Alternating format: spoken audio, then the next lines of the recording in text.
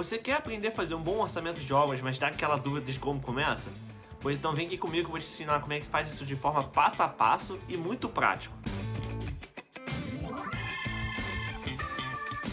Você já ouviu falar num curso chamado Jacinto Money?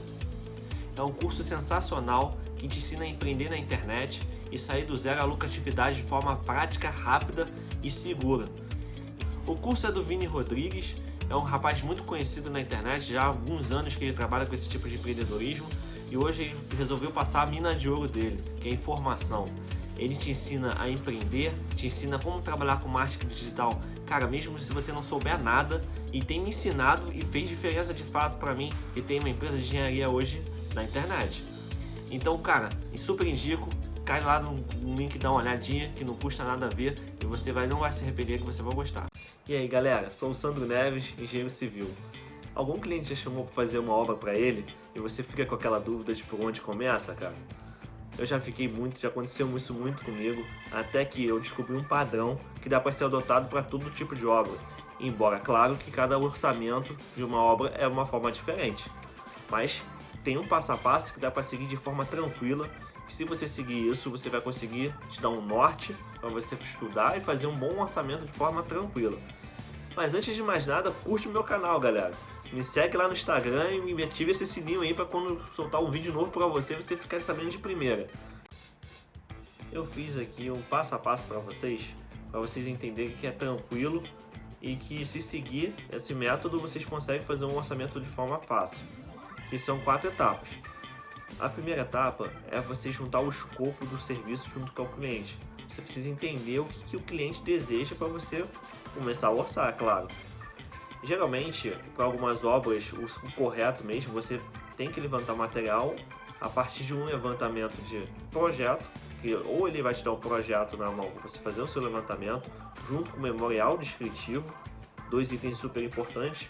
Primeiro, que o projeto vai te dar as garantias de mensurar o serviço de forma correta, mas o memorial descritivo que ele identifica todos os materiais necessários para a construção.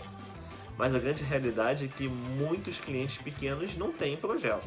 Vamos ser sinceros, e é a pura realidade da maioria das obras de construção brasileira. Então o que você precisa fazer?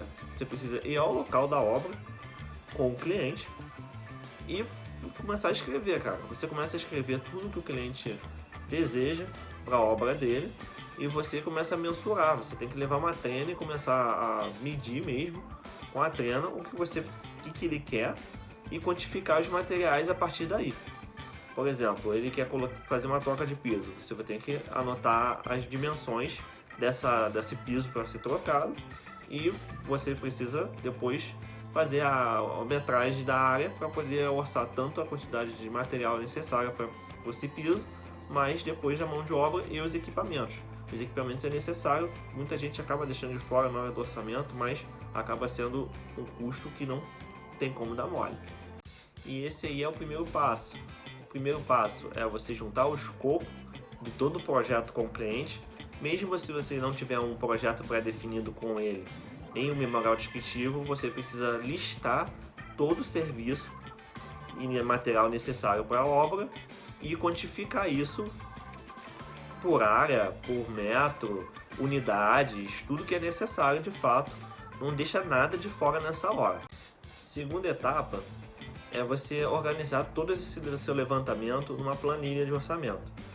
Nela você vai colocar a quantidade unitária do serviço que ele quer, você vai listar todos os serviços montando uma EAP, como nós falamos, que é uma estrutura analítica do projeto. Você vai listar todas as etapas de construção, do início até o fim. E lá você vai indicar todas as quantidades do material para você depois calcular pela quantidade de área. Ou seja, nessa planilha você vai colocar uma coluna com a descrição do serviço e do material, você vai colocar a quantidade que você levantou desse material no local e a unidade de medida. Como volto a falar do exemplo do piso, o piso em metro quadrado, colocação de portas em unidade, a pintura em metro quadrado, por aí vai, para você identificar a quantidade de material e depois para você também saber o tempo que inserir a mão de obra dentro da planilha. Para você ter uma base de valor unitário desses materiais que você está levantando, existe a tabela SINAP e EMOP, mas o correto, o melhor para ser feito é você entrar em contato com os fornecedores para você saber o valor mais real na época que você está levantando esse serviço. Porque com certeza a tabela EMOP e SINAP são os referenciais, mas o valor real você só vai identificar ligando mesmo para o fornecedor e descobrindo quanto custa, por exemplo, 1 metro de piso ou uma porta, para você se referenciar depois pela quantidade necessária para o escopo do teu serviço. Terceira etapa que é muito importante, não pode faltar, que é claro, inserir a quantidade da mão de obra. Depois que você colocou todo o material necessário com as quantidades para fazer um bom orçamento, você tem que mensurar a mão de obra necessária para a colocação desses materiais. Você tem duas formas que você pode fazer isso. Uma, através do homem-hora, que é o HH, que nós falamos necessários para o serviço que você está orçando, como por exemplo, a quantidade de horas que eu vou demorar para colocar um piso voltando a falar do piso, né? A quantidade de horas necessárias para colocar um piso em 20 metros quadrados. O pedreiro ou o ladrilheiro demora 3 horas. Então você vai pegar o valor da hora do profissional e vai inserir vezes a quantidade de tempo que demora. É bem simples essa parte. Não esqueça de também mensurar, dependendo do tamanho da obra, é claro, a mão de obra indireta, que é no caso o acompanhamento do encarregado de obras, o mestre, o próprio engenheiro de campo. Esses você vai calcular de uma forma indireta, mas não pode deixar de constar na planilha de mão de obras e inserir no seu orçamento. Depois de você inserir a sua mão de obra de produção, que é o pedreiro, o carpinteiro, o eletricista, e depois de inserir a sua mão de obra indireta, que é os acompanhamentos do serviço, você precisa também mensurar a quantidade de equipamentos. Por exemplo, para você colocar uma cerâmica, você precisa de uma maquita, uma serra mármore, que é o nome real. Então, ou você faz uma alocação, ou você faz uma aquisição desse material e mensura quanto tempo você vai utilizar ele, ou compra ou aluga e coloca esse valor também na planilha, precisa estar. Muitos profissionais levam sua própria ferramenta quando você contrata eles por serviço, mas não são todos os serviços que eles têm a ferramenta disponível. Como por exemplo, você vai fazer uma demolição, não é qualquer um que tem um martelete rompedor disponível para fazer o serviço, então você precisa pegar o valor da locação, ou então dependendo do tamanho da tua obra, vale a pena você chegar e comprar mesmo o material que ao longo do tempo vai sair mais barato do que o próprio valor da locação. Muita gente não fica ligado nisso, mas isso é muito bom. E você insere na sua planilha de equipamentos, que é muito importante nessa hora de completar o seu orçamento de obras. E o quarto item, que é muito importante, que é a questão do BDI, benefícios e despesas indiretas. Nessa hora, muita gente tem dúvidas de como calcular também o BDI. No BDI, precisa estar constado as suas despesas indiretas.